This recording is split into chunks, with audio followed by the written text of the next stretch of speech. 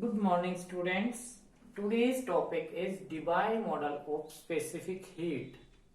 Specific heat को इससे पहले हम ड्यूलोंग एंड पेटिट लॉ की हेल्प से स्टडी कर चुके हैं, लेकिन ड्यूलोंग एंड पेटिट लॉ के आउटकम में कुछ डिस्क्रिपेंसीज आ गई थी।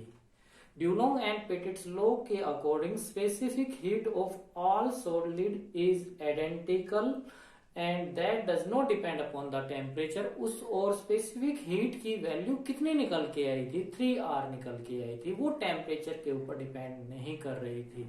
Dulong and Petit law high temperature के ऊपर एक्सपेरिमेंटल कर्व के साथ मैच कर रहा था, लेकिन लो टेम्परेचर के ऊपर ड्यूलोंग पेटिट लॉ का आउटकम एक्सपेरिमेंटल कर्व के साथ मैच नहीं कर रहा था।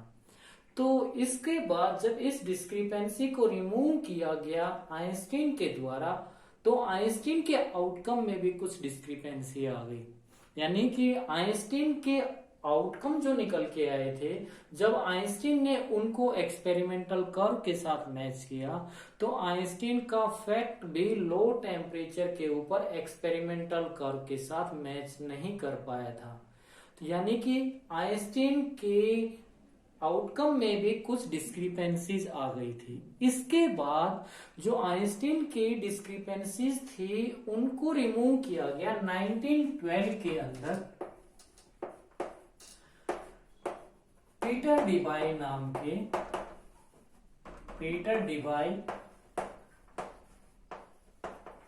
नाम के साइंटिस्ट ने। और इन्होंने क्या एक्सप्लेन किया, इन्होंने एक वेरिएशन को स्टडी किया, और जो वेरिएशन था वो किस किस के बीच में था, टेम्परेचर और स्पेसिफिक हीट ऑफ सॉलिड्स के बीच में था। और जो उन्होंने वेरिएशंस को एक्सप्लेन किया था वो वेरिएशन कुछ अजम्पशंस के ऊपर बेस्ड था।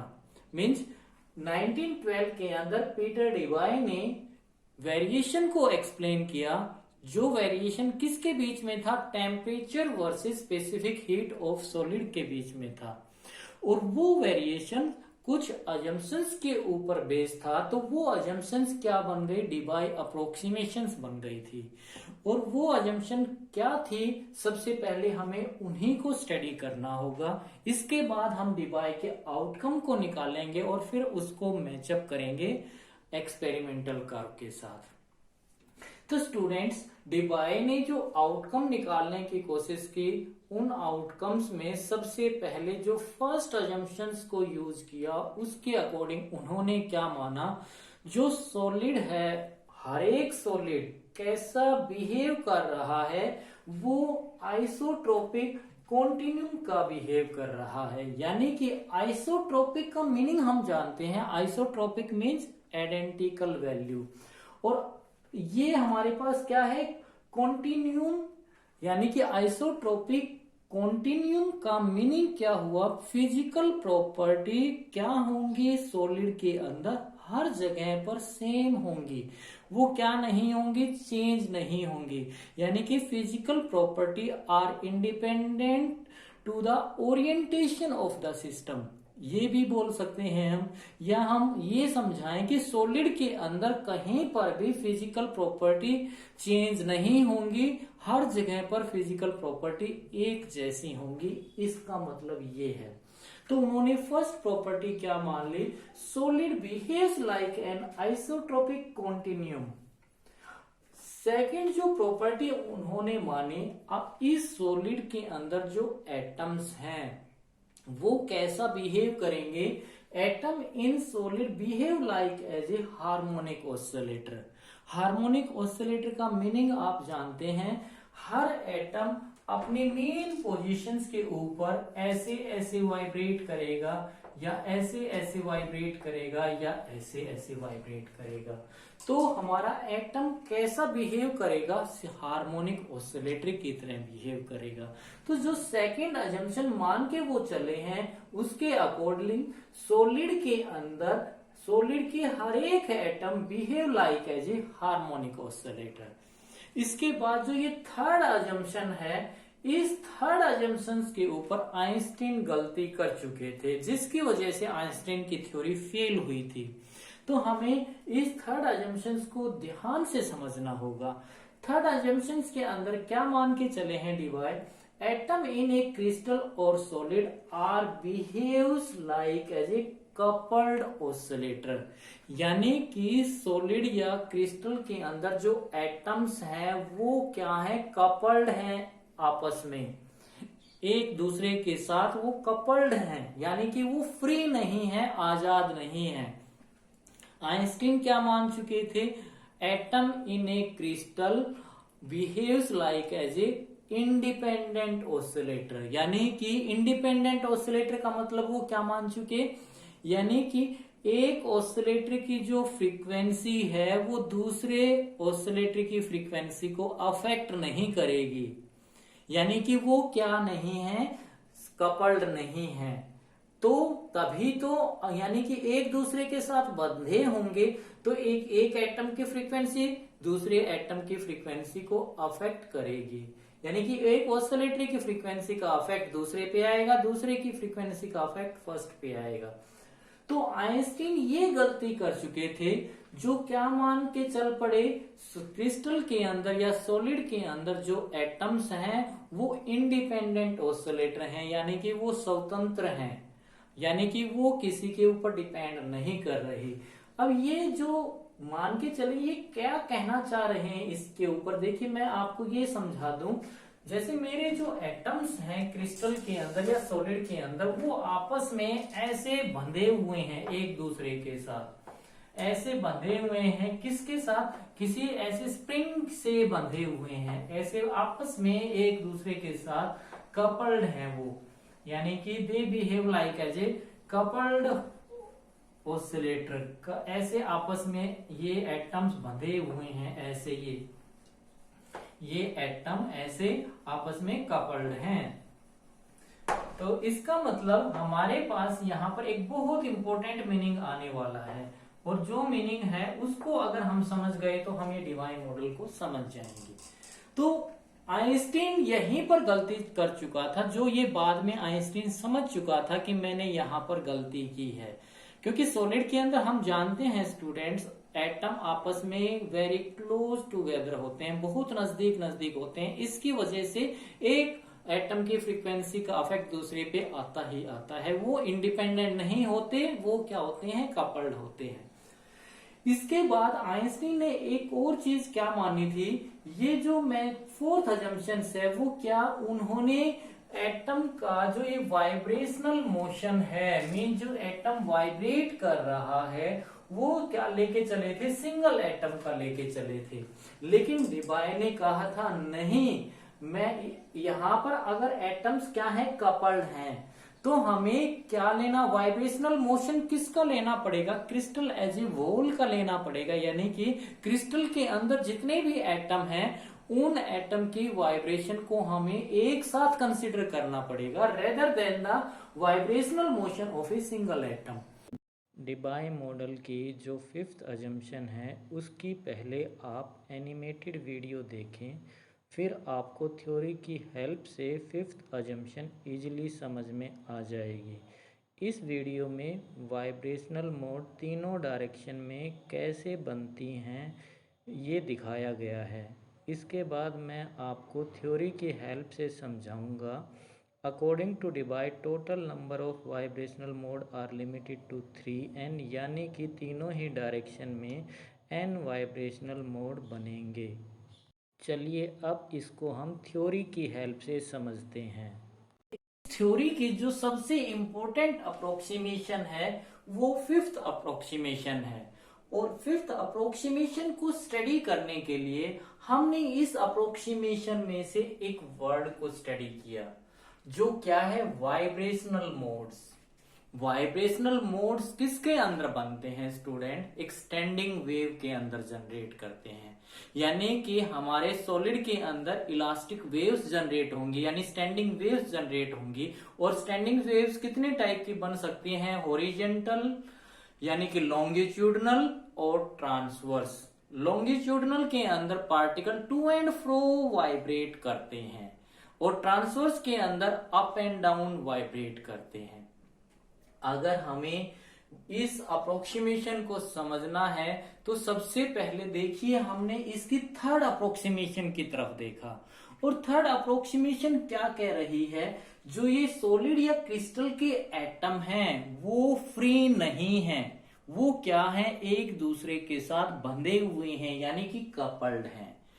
अब वो सारे के सारे एटम जब एक पर्टिकुलर टेम्परेचर के ऊपर जब उनको काइनेटिक एनर्जी मिलेगी तो वो क्या करेंगे, वाइब्रेट करेंगे, और सारे के सारे एक पर्टिकुलर डायरेक्शन में वाइब्रेट करेंगे। यानी कि सारे के सारे अगर ऐसे वाइब्रेट किए तो ऐसे की ऐसे वेव जनरेट होगी, अगर वो ऐसे वाइब्रेट किए तो ऐसे ही वेव जनरेट होगी। यानी ऐसे और ऐसे जो वेव जनरेट हो रही है वो क्या करेगी, सुपर इम्पोज करेगी, और सुपर इम्पोज करने से क्या बनती है, एक स्टैंडिंग वेव बनती है। अब वो स्टैंडिंग वेव के अंदर कितने नंबर ऑफ मोड्स हैं, हमें उनको स्टडी करना है, कितने तरीके से वो स्टैंडिंग वेव बन सकती है। उस चीज को स्टडी करने के लिए देखिए हमने एक एग्जांपल लिया स्ट्रिंग का, और स्ट्रिंग के दोनों एंड यानी कि रस्सी ले लो आप, एक रस्सी को इधर से कोई आदमी पकड़ लेगा, एक इस एंड को इधर से पकड़ ले, या मैं ये कहूं स्ट्रिंग के इस रस्सी के इस एंड को यहां पर हम फिक्स कर दें और इस एंड के ऊपर फिक्स कर दें। ये हम एक एग्जांपल ले रहे हैं स्ट्रिंग का। इस स्ट्रिंग के मैंने इस एंड को यहां पर फिक्स कर दिया है और इस एंड को मैंने यहां पर फिक्स कर दिया है। यानी कि क्या कर दिया है, जो इस एंड के पार्टिकल्स हैं वो क्या नहीं करेंगे, वाइब्रेट्स नहीं करेंगे। तो ये वाला पार्टिकल किसका काम करेगा, यहां पर एक नोड का काम करेगा। और यानी कि ये वाला यहां पर जो पार्टिकल है इस स्ट्रिंग का वो भी वाइब्रेट नहीं करेगा, वो किसका काम करेगा, यानी वो भी किसका काम करेगा, नोड का काम करेगा। अब हमने इस स्ट्रिंग को मिडल पॉइंट में से क्या किया, पिक किया, और इसको हमने क्या किया, इसको यहां से स्ट्रेच किया। स्ट्रेच करने के बाद यानी कि ये जो मिडल वाला पार्टिकल है उसको मैंने यहां से डिस्प्लेस कर दिया और यहां तक डिस्प्लेस किया।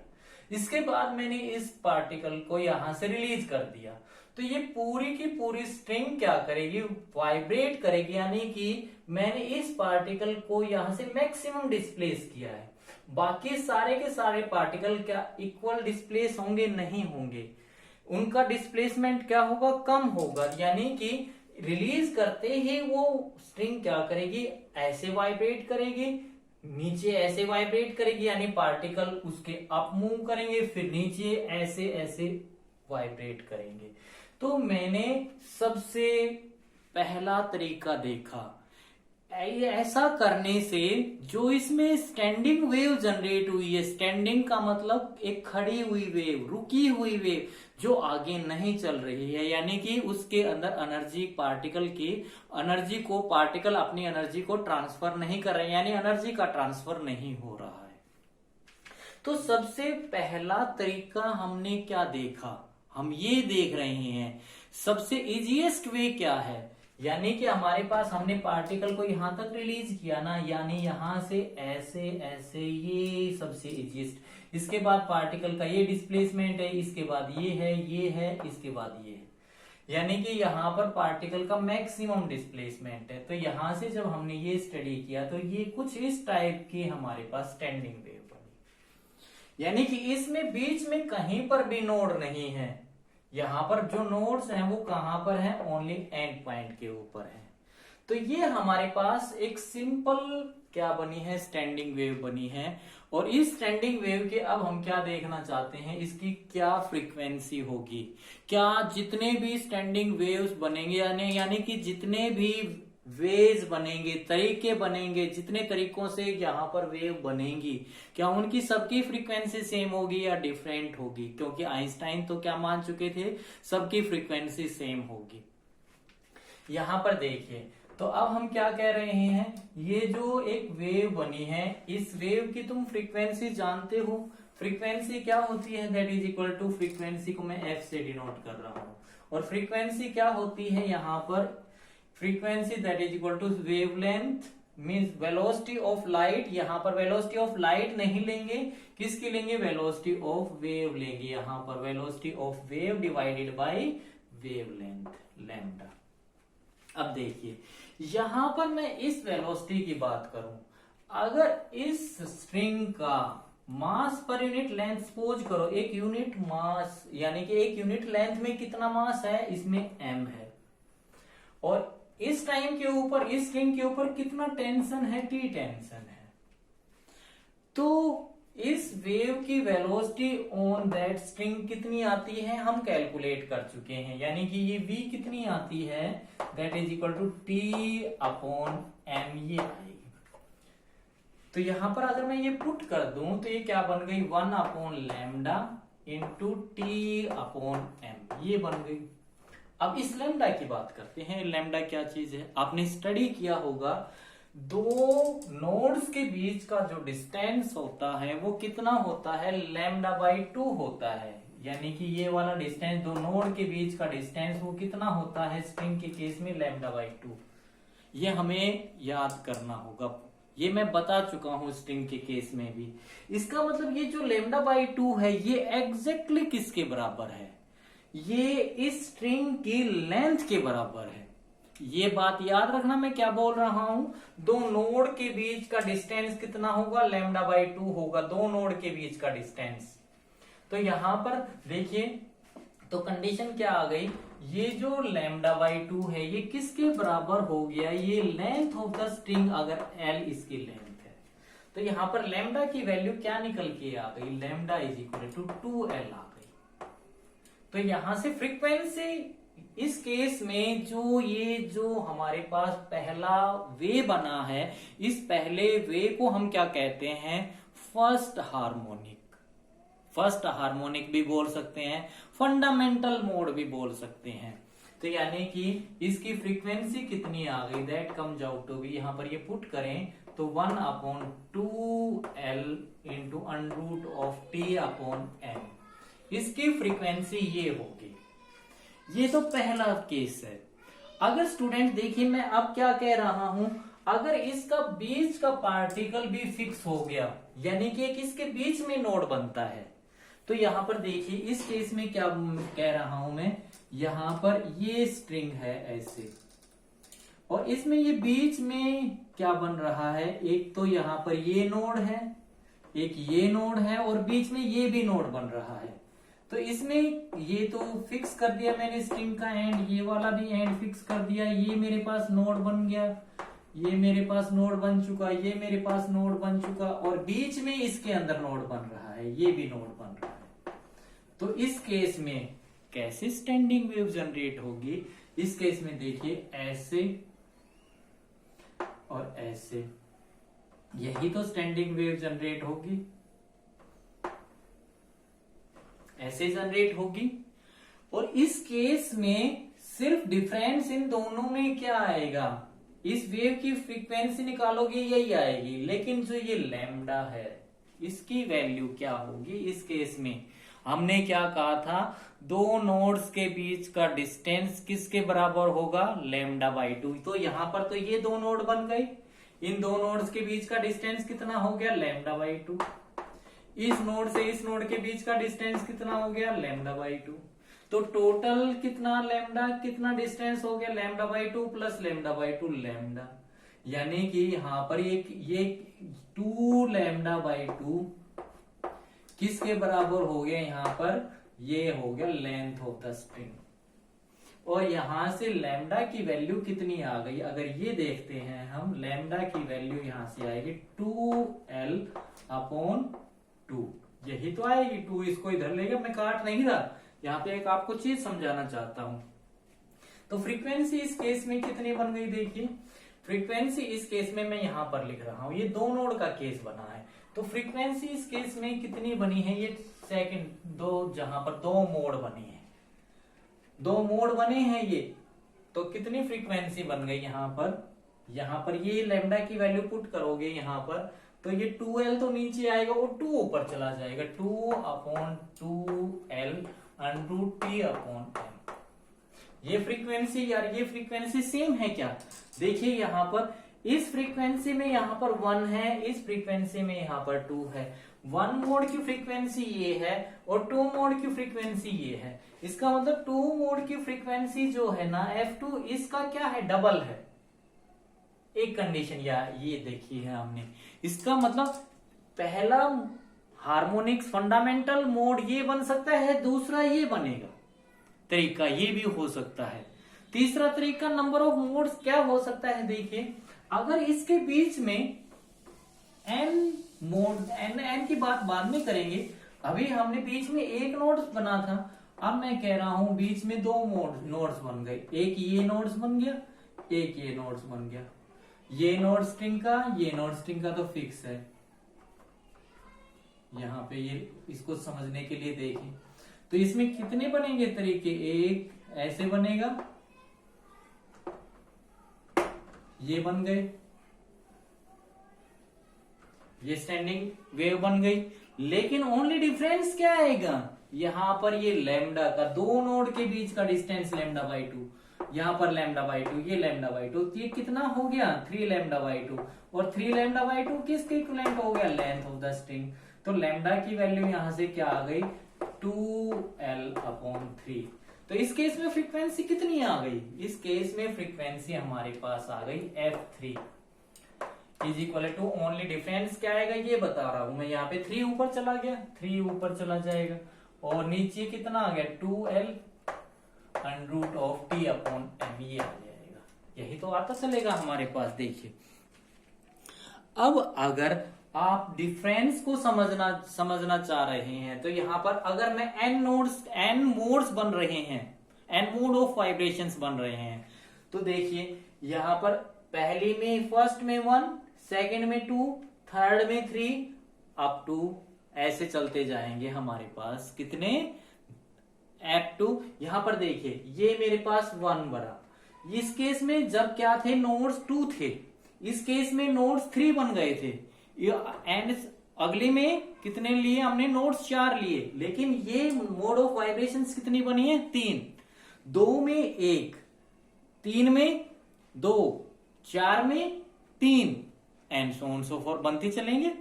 तो ऐसे हमारे पास number of mode of vibrations बनेंगी और उन सब की फ्रीक्वेंसी क्या होगी, अलग अलग होगी। तो हमने एक चीज को समझ लिया है, जो ये मोड ऑफ वाइब्रेशंस बनेंगे वो टोटल कितने बनेंगे, यहां पर ये कहना चाह रहा है divide total number of vibrational modes बनेंगे, उनकी वैल्यू फिक्स होगी और वो कितनी होगी 3n होगी। यानी कि मैं क्या करने वाला हूं, देखिए मैं जो आपको बात समझा दूं इसको शॉर्ट में, अब तो मैं क्या लिख दूंगा, total number of modes of vibrations is equal to 3n, मैं ये लिखने वाला हूं। अब क्या आप total number of mode of vibrations को एकदम से निकाल सकते हैं, नहीं निकाल सकते कभी भी। तो स्टूडेंट्स देखिए हमें सबसे पहले क्या करना पड़ेगा, हमें सबसे पहले कम से कम मोड ऑफ वाइब्रेशंस देखना पड़ेगा, यानी कि एक यूनिट फ्रीक्वेंसी रेंज के अंदर, यानी कि मैं एक रेंज को बढ़ाऊंगा, आप एकदम से मैक्सिमम कैसे देख सकते हैं, सबसे पहले हम कम से कम देखेंगे, यानी कि हम एक यूनिट फ्रीक्वेंसी लेंगे, यूनिट फ्रीक्वेंसी के अंदर कितने number of mode of vibrations बन रहे हैं, इसके बाद मैं फ्रीक्वेंसी की वैल्यू को थोड़ा बढ़ाऊंगा और फिर देख रहा हूं कितने मोड ऑफ जैसे आपने अगर थ्रेड को लिया हो, अगर वाइब्रेटिंग वाला एक्सपेरिमेंट अगर आपने देखा हो तो उसमें लूप्स की वैल्यू क्या होती जाती है, बढ़ती जाती है। यानी कि हम क्या कह रहे हैं, हमने एक यूनिट फ्रीक्वेंसी के अंदर, यूनिट फ्रीक्वेंसी रेंज के अंदर सबसे पहले number of modes of vibrations को स्टडी किया, इसके बाद मैं थोड़ी सी फ्रीक्वेंसी को बढ़ा दूंगा, और थोड़ी सी फ्रीक्वेंसी को बढ़ाया तो हमने क्या देखा, थोड़ी सी फ्रीक्वेंसी, पहले मैं यूनिट फ्रीक्वेंसी की बात कर रहा हूं, यूनिट फ्रीक्वेंसी यानी कि एक यूनिट फ्रीक्वेंसी की बात कर रहा हूं, उसकी मतलब यूनिट फ्रीक्वेंसी के अंदर कितने मोड्स ऑफ वाइब्रेशंस बन रही हैं। इसके बाद मैं जैसे सपोज करो अगर मैं ये मोड ऑफ वाइब्रेशंस जिनकी फ्रीक्वेंसी न्यू है, अगर मैं यहां से बढ़ाऊं, इस 1 को न्यू कह रहा हूं मैं, यहां पे ध्यान रखना, अब मैं म्यू से कितना बढ़ा दूं, म्यू प्लस डी न्यू बढ़ा दूं, ठीक है, इसका मतलब मैंने किस में चेक कर लिया, डी न्यू फ्रीक्वेंसी के अंदर कितने मोड ऑफ वाइब्रेशंस बन गए। अगर मैं कह दूं 1 के अंदर सपोज करो Z बने, अब इनकी वैल्यू बताऊंगा कितने बनेंगे, इसको डिनोट कर रहा हूं। इसके बाद इसके अंदर कितने बन जाएंगे, तो इसको इससे मल्टीप्लाई कर दूंगा, म्यू फ्रीक्वेंसी के बन रहे हैं तो Z न्यू से कर दूंगा, यही तो बनेंगे इस फ्रीक्वेंसी के अंदर। अब मैं कह रहा हूं total number of modes of vibrations कितने बनेंगे, टोटल निकालने के लिए क्या कर देंगे, इसको इंटीग्रेट कर देंगे। और इंटीग्रेट कहां से करेंगे, 0 से लेकर एक मैक्सिमम फ्रीक्वेंसी तक, उस फ्रीक्वेंसी के बाद मोड ऑफ वाइब्रेशन बनना बंद हो जाएंगे। तो उस फ्रीक्वेंसी को क्या नाम देते हैं, कट ऑफ फ्रीक्वेंसी या डिबाई फ्रीक्वेंसी, जिसको हम डिनोट करते हैं डी से। यानी कि इस रेंज, इसमें जितने भी नंबर, इस फ्रीक्वेंसी के अंदर जितने मोड ऑफ वाइब्रेशंस बनेंगे, मैं उसको क्या कर दूंगा, इंटीग्रेट कर दूंगा इस रेंज के अंदर, और इनकी जो वैल्यू आएगी वो किसके बराबर आएगी, that comes out to be 3, यानी कि that is equal to total mode of vibrations. Number of modes, एकदम से मैं कहां पर नहीं जा सकता, मैक्सिमम फ्रीक्वेंसी के ऊपर, तो मैं कम से कम से चलूंगा, एक यूनिट पे चलूंगा, एक यूनिट फ्रीक्वेंसी रेंज के अंदर। Number of mode per unit frequency range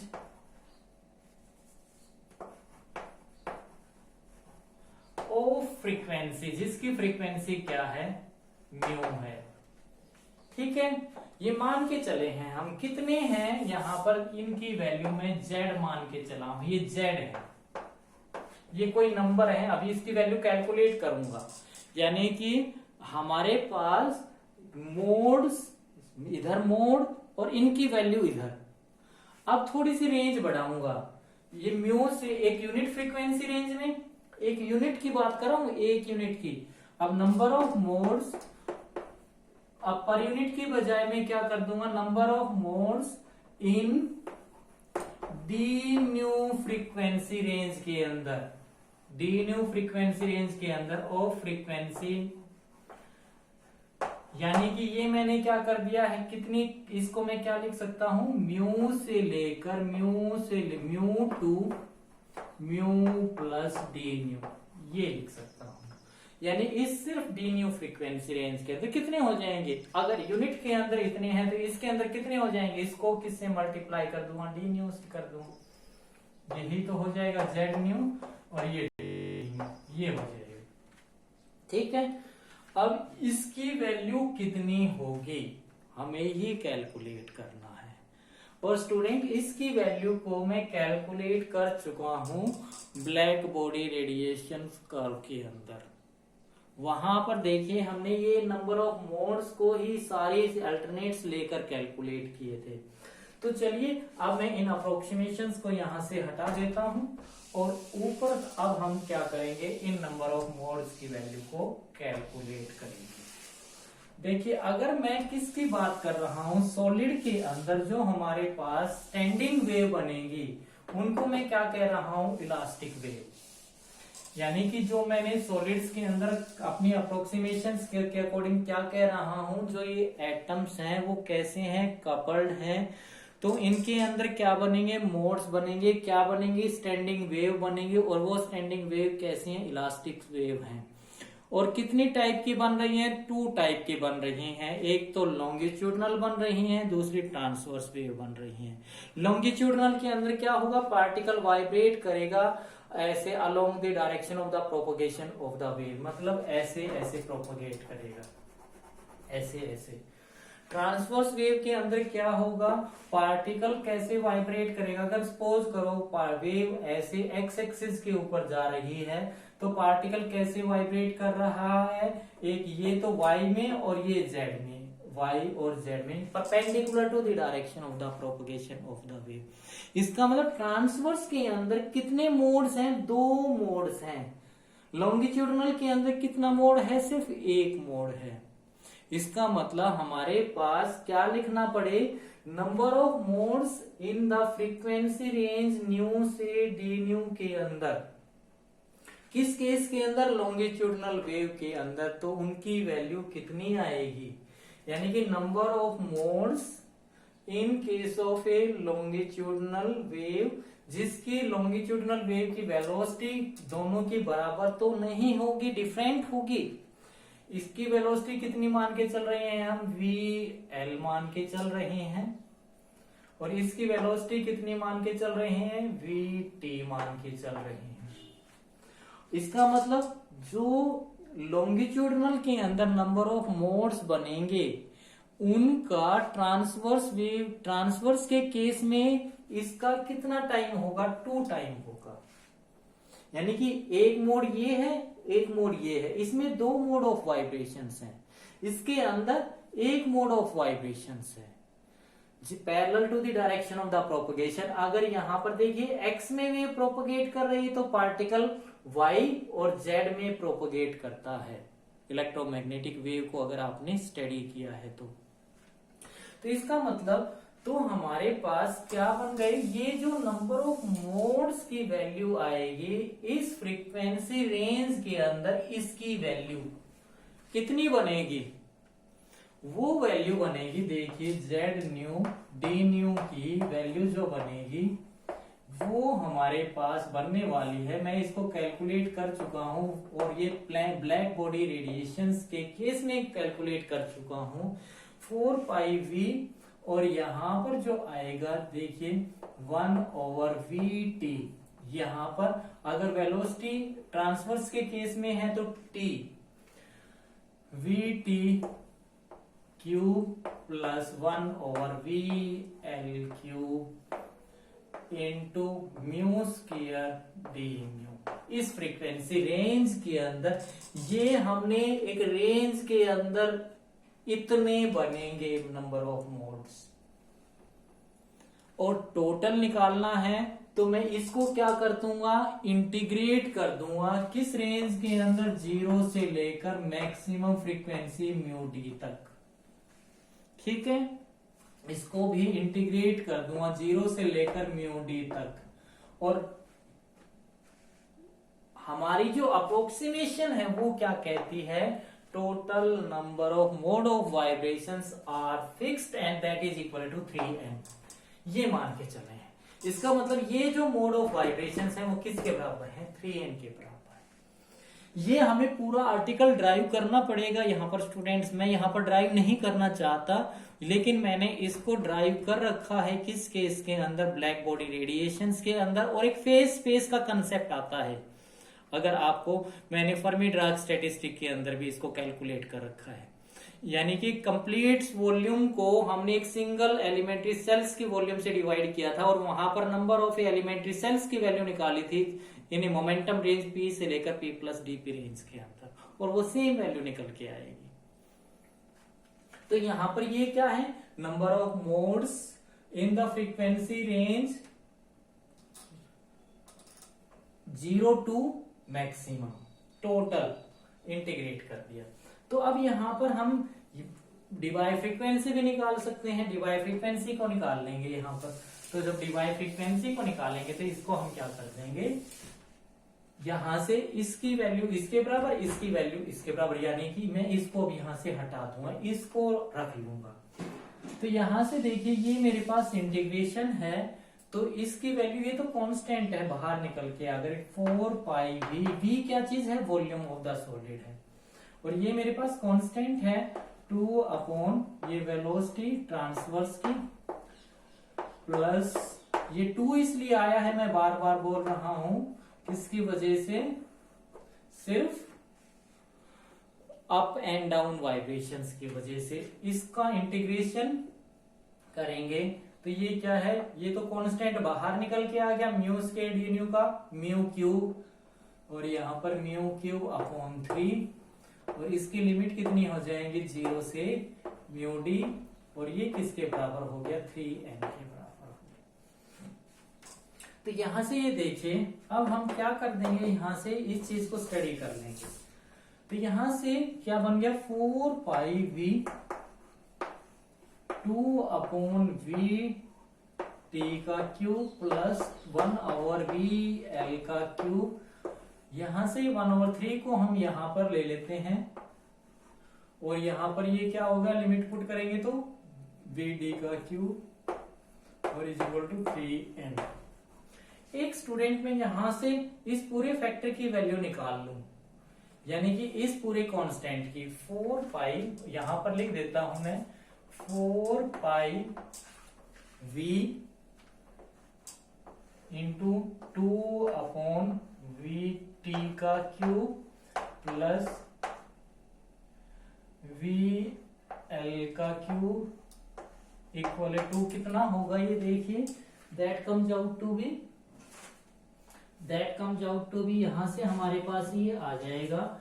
ये इसको, इस 3 को मैं इधर ले आऊं 9 और VD का क्यूब इधर ले आऊं तो ये कितना आ गया 9n और म्यू डी का क्यूब, ये आ गया। ठीक है, यहां से एक वैल्यू तो मेरे पास ये आ जाएगी। और अगर मैं फ्रीक्वेंसी निकालना चाहता हूं तो फ्रीक्वेंसी की वैल्यू देखिए कितनी आएगी, डिवाई फ्रीक्वेंसी जिसको मैं बोल रहा हूं म्यू डी। अगर पेपर में डिवाई फ्रीक्वेंसी निकालनी आती है तो आपको सिर्फ यहां से ये निकालना है 3n, यानी कि 9n, ये 3 को इधर ले, इसको वैल्यू निकालनी है 9n अपॉन ये पूरा का पूरा फैक्टर आएगा 4 पाई v, और इसको मैं क्या लिख सकता हूं 2/VT का क्यूब, ये वेलोसिटी है VT का क्यूब प्लस 1 और VL का क्यूब की पावर -1। ये डिवाई फ्रीक्वेंसी आ गई हमारे पास, क्योंकि नीचे जाएगा इसके, ये नीचे जाएगा, इसके नीचे जाएगा, तो मैं इसको ऊपर ले गया पावर -1 के बना के। अब ये मेरे पास डिवाई फ्रीक्वेंसी आ गई, तो अब हम क्या निकाल लेंगे, हमें निकालनी तो क्या है स्पेसिफिक हीट, और स्पेसिफिक हीट निकालने के लिए हमें क्या निकालनी है टोटल एनर्जी।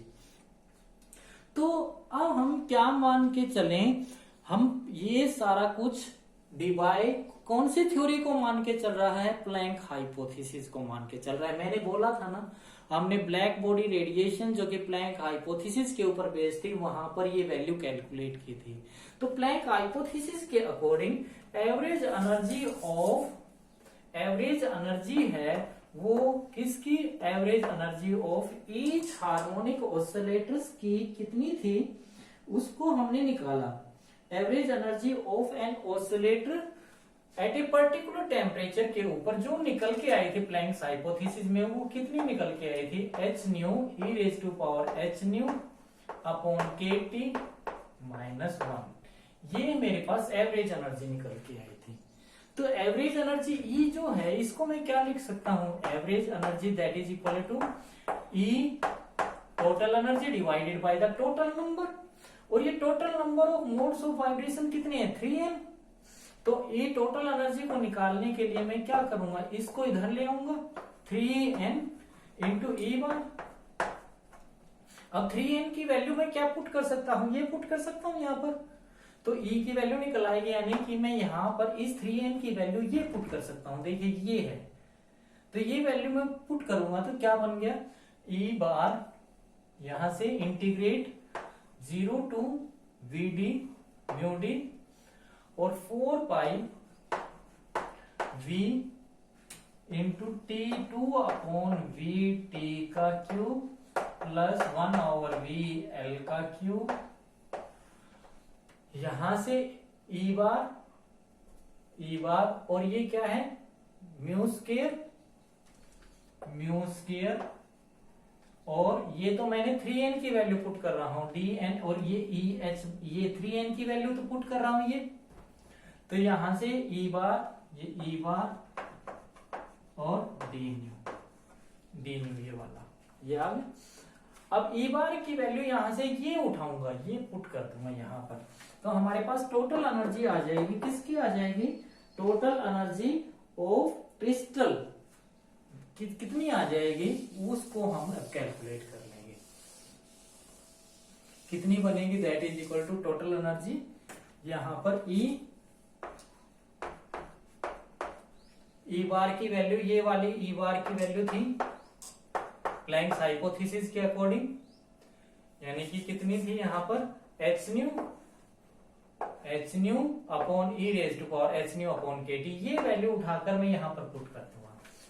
तो ये तो कांस्टेंट है, बाहर निकाल देंगे इंटीग्रेशन के 4 pi v into 2 upon velocity v t का क्यूब प्लस 1 और v l का क्यूब, ये तो बाहर आ गया इंटीग्रेशन के 0 to mu d frequency range, mu bar e की वैल्यू ये पुट करूंगा तो h न्यू, एक म्यू ये म्यू क्यूब, तो यहाँ पे h को भी बाहर निकाल लेते हैं, यहाँ से h और यहाँ से ये ब्रैकेट स्टार्ट, h को भी बाहर निकाल के तो म्यू क्यूब हो गया, यहाँ पे म्यू क्यूब अपॉन ये पूरा factor e raise to power h nu upon के टी माइनस 1 डी न्यू, ये हो गया। अब इनकी हमें कोई जरूरत नहीं है। तो यहां से देखिए, अब मैं इसकी थोड़ी सी इसको सिंप्लीफाई कर रहा हूं, और सिंप्लीफाई करने के लिए इसको हम एक अप्रोक्सीमेशन मान लेते हैं। एच न्यू अपॉन के टी को मैं क्या मान लेता हूं, एक्स मान लेता हूं। सपोज एच न्यू अपॉन के t is equal to x, तो यहां से म्यू की वैल्यू क्या निकल आएगी, mu is equal to k T upon h into x. और लिमिट जब मैं पुट करूंगा तो अगर देखें यहाँ पे x में निकालूंगा, अगर म्यू की वैल्यू 0 तो x की वैल्यू 0, यानी कि लिमिट पुट कर रहा हूं when mu is equal to 0 तो x इज इक्वल टू 0। अगर म्यू की वैल्यू क्या पुट कर रहा हूं, म्यू डी, तो x की वैल्यू क्या आएगी, h म्यू डी अपॉन के टी इक्वल टू x, ये आ गई। यानी कि x की म्यू की वैल्यू म्यू डी, तो x की वैल्यू ये आ गई, ये लिमिट हो जाएगी अब इस केस में। तो ये जो पुट करेंगे तो यहां से डी न्यू भी चाहिए, तो डी न्यू पुट करेंगे तो डी न्यू निकालोगे तो कितना आ गया, के T upon h into D x. अब देखिए यहां पर अब हम ये सारी वैल्यू पुट कर देते हैं। यहां पर देखिए इसमें पुट कर रहे हैं E total energy of the crystal, यहाँ पे ये वाला जो फैक्टर है ना 4 pi H 2 upon V T cube, ये 1 प्लस वी एल क्यूब, इसकी वैल्यू 4 पाई वी दिस की वैल्यू में क्या पुट कर सकता हूँ, ये पुट कर सकता हूँ, क्योंकि मैंने अभी बताया था। तो यहाँ पे एच बचेगा, ये बाकी तो 4 पाई वी और ये, तो यहाँ पे कितना आ गया 4 पाई, इसकी जगह 9 ये पुट कर रहा हूं। देखिए यहां से ये वैल्यू बहुत ध्यान से पुट करना, 4 पाई वी, यहां पर ये h और ये इंटीग्रेशन, ये तो सारा वैल्यू पुट हो गया 0 टू लिमिट कितनी हो गई h न्यू डी, ऊपर वाली लिमिट, ये थोड़ा सा नीचे लिखो यहां से 9 n h limit 0 h nu D upon के टी, ये बन गई लिमिट, ये लिमिट। यहां पर इसकी न्यू क्यूब, ये न्यू की वैल्यू के टी अपॉन एच, के T upon h into x की पावर क्यूब, और यहां पर e की पावर नीचे e की पावर, इसको हमने x पुट कर दिया तो x माइनस 1, और डी न्यू की वैल्यू क्या आ गई के टी अपॉन एच, के T upon h into D x, ये आ गया। अब यहाँ पे देखिए ये तो 4 टाइम हो गया, तो यहाँ बाहर निकाल लिया इसको, तो e की वैल्यू कितनी बन गई 9 n h और के टी अपॉन एच का क्यूब, और ये वीडी भी साथ में है, 9n करा था ना हमने, वैल्यू पुट की थी, तो यहाँ पे नीचे वीडी क्यूब ये भी आएगा, नीचे वीडी क्यूब। देखिए हमने क्या पुट किया है यहाँ पर इसकी वैल्यू 4 पाई, इस h को मैं यहां से हटा देता हूं, सपोज करो h को यहां रख लेता हूं, ठीक है। तो 4 पाई v, इसकी वैल्यू को मैंने यहां पर कितना पुट किया 9n upon v d cube, 9n upon v d cube, और ये h आ गया, ये इंटीग्रेशन, ये लिमिट, ये x म्यू की वैल्यू, यहां से ये, यहाँ पे डी न्यू की वैल्यू, ये x की वैल्यू यहां पर ये पुट कर दिया, तो ये आ गया। तो यहां पर के टी अपॉन एच, के टी की यहाँ पर 3 है, यहाँ पर 1 है, तो ये कितना हो गया 4, बाहर आ गया, ये कांस्टेंट है। इंटीग्रेशन कितना बच गया 0 h न्यू डी अपॉन के t into x cube upon e raise to power x minus 1 into D x, ये बन गया मेरे पास। ठीक है, इसको और सिंप्लीफाई कर सकते हैं हम यहां से। देखिए, अगर यहां से मैं इसकी पावर 3 कर दूं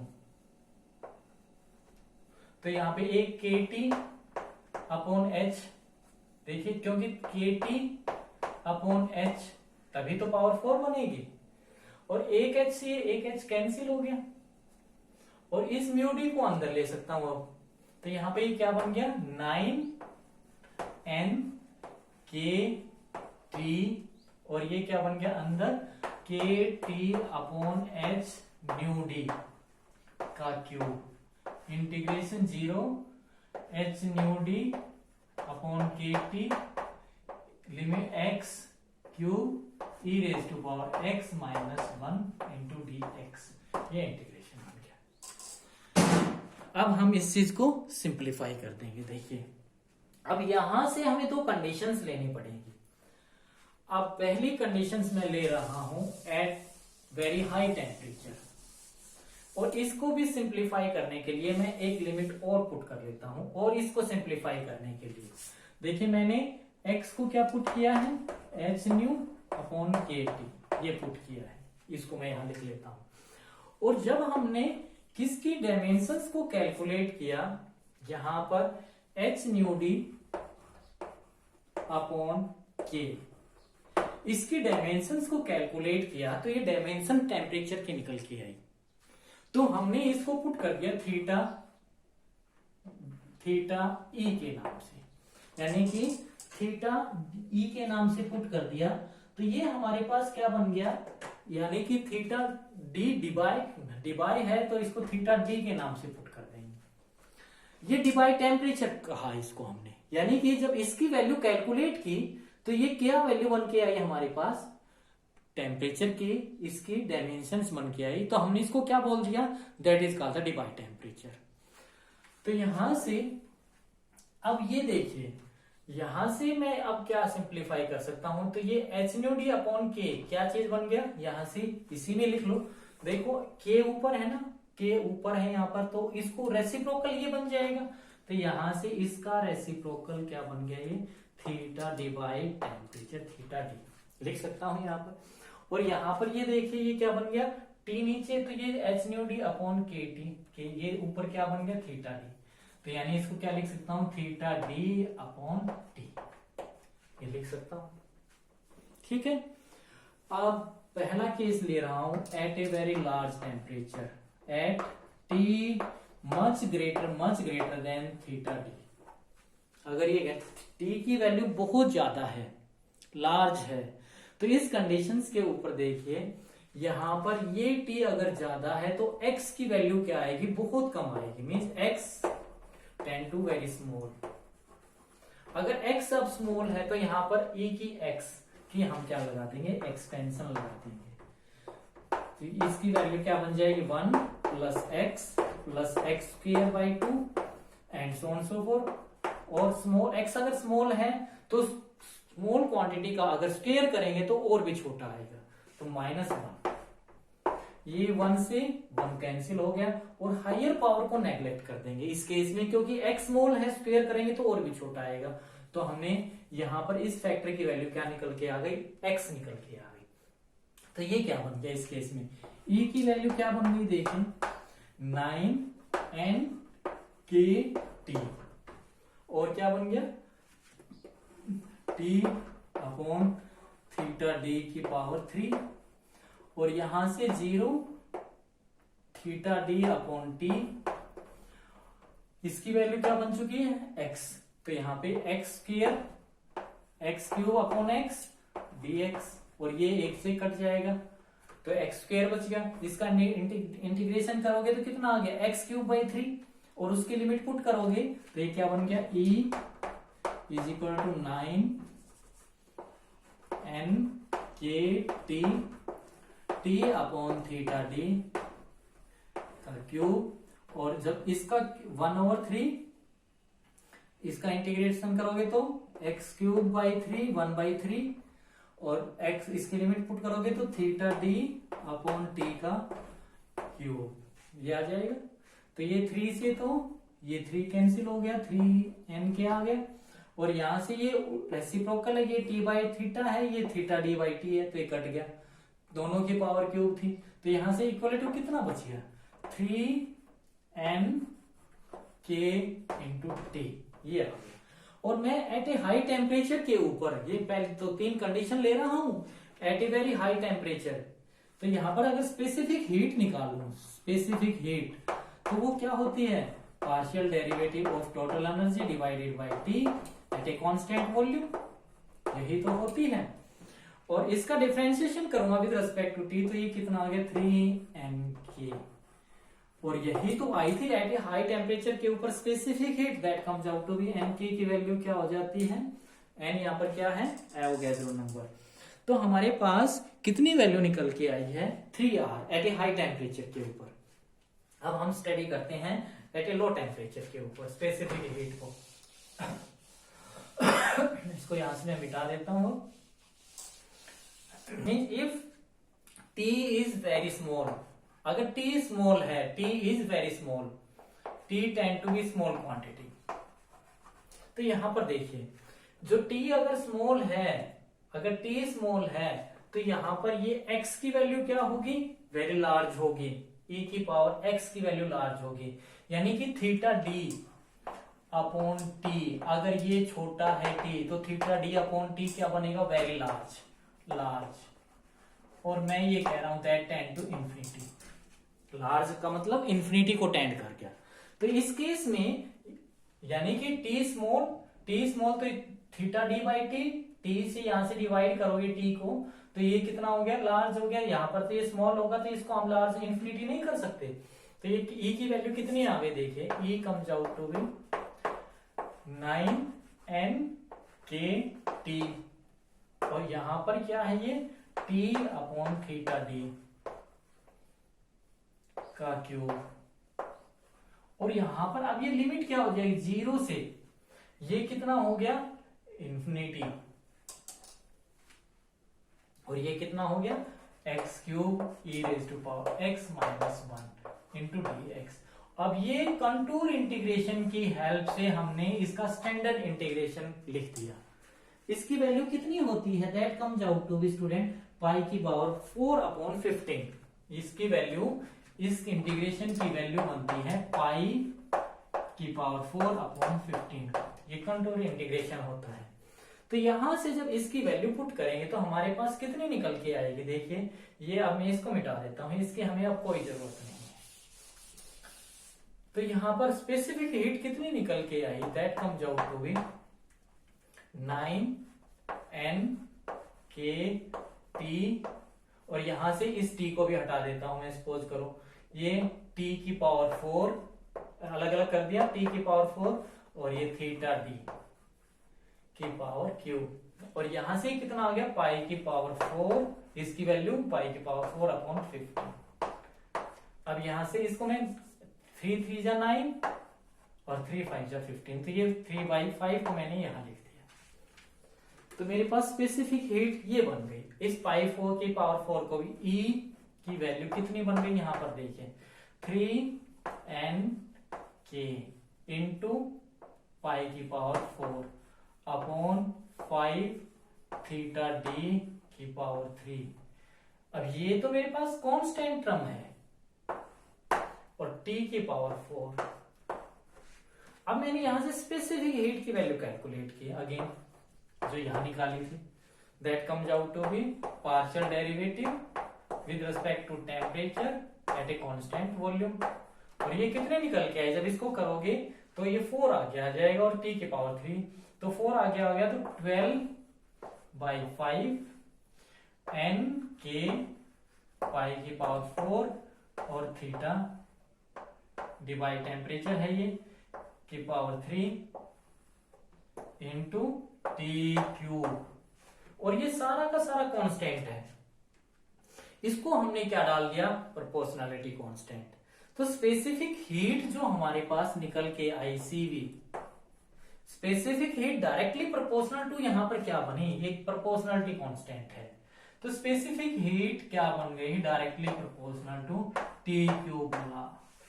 और एक्सपेरिमेंटल कर्व भी तो यही कहता है, specific heat comes out to be directly proportional to t cube at a low temperature. इसका मतलब हमारे पास जो डिबाई ने हाई टेम्परेचर के ऊपर कैलकुलेट की स्पेसिफिक हीट की वैल्यू एक्सपेरिमेंटल कर्व के साथ, अब उन्होंने इसको क्या किया, हाई टेम्परेचर के ऊपर मैच किया और लो टेम्परेचर के ऊपर मैच किया। तो ये दोनों के दोनों स्ट्रॉन्गली एग्री किए, मीन्स एक वेरिएशन जो था टेम्परेचर के रेस्पेक्ट में और स्पेसिफिक हीट के रेस्पेक्ट में, जब इन्होंने इन दोनों को मैचअप किया तो यहां पर ये जो आ रही थी वैल्यू, वो वैल्यू ये कुछ ऐसे आ रही थी। लेकिन जो आइंस्टाइन के अकॉर्डिंग आ रही थी, जो वैल्यू आई थी आइंस्टाइन के अकॉर्डिंग, वो वैल्यू कुछ ऐसी आई थी। मीन्स आइंस्टाइन की वैल्यू ये आइंस्टाइन के अकॉर्डिंग थी, ये डिबाई के अकॉर्डिंग थी। और डिबाई के हाई टेम्परेचर के ऊपर दोनों की दोनों ये 3 आती है यहाँ तक, according to experimental curve high temperature के ऊपर मैच कर रहा है। और लो टेम्परेचर के ऊपर ये जो स्पेसिफिक हीट आती है, ये कितना आती है, directly proportional to t cube आती है। तो ये डेबाय ने हाई टेम्परेचर के ऊपर एक्सपेरिमेंटल कर्व के साथ अपने आउटकम को मैच किया, लो टेम्परेचर के ऊपर एक्सपेरिमेंटल कर्व के साथ अपने आउटकम को मैच किया। तो डेबाय का जो आउटकम था वो एक्सपेरिमेंटल कर्व के साथ स्ट्रॉन्गली क्या हुआ, मैच हुआ। तो डेबाय ने सक्सेसफुली स्पेसिफिक हीट के वेरिएशन को एक्सप्लेन कर दिया टेम्परेचर के साथ। और ये सेम रिजल्ट अगर मैं बात करूं तो सेम रिजल्ट हमारा स्टीफन्स ने निकाला था for density of black body radiations के अंदर। तो इसका मतलब हम ये कह सकते हैं स्टीफन्स ने भी ऑलमोस्ट क्या निकाला था, सेम रिजल्ट निकाला था। और वो कितना आया था, directly proportional to e, directly proportional to वहां पर ई डायरेक्टली प्रोपोर्शनल टू क्या आया था, टी की पावर 4 आया था। डायरेक्ट ई यहां पर स्पेसिफिक हीट निकालोगे तो सेम आएगा, यानी कि same result calculated by the Stefan's for density of black body radiations.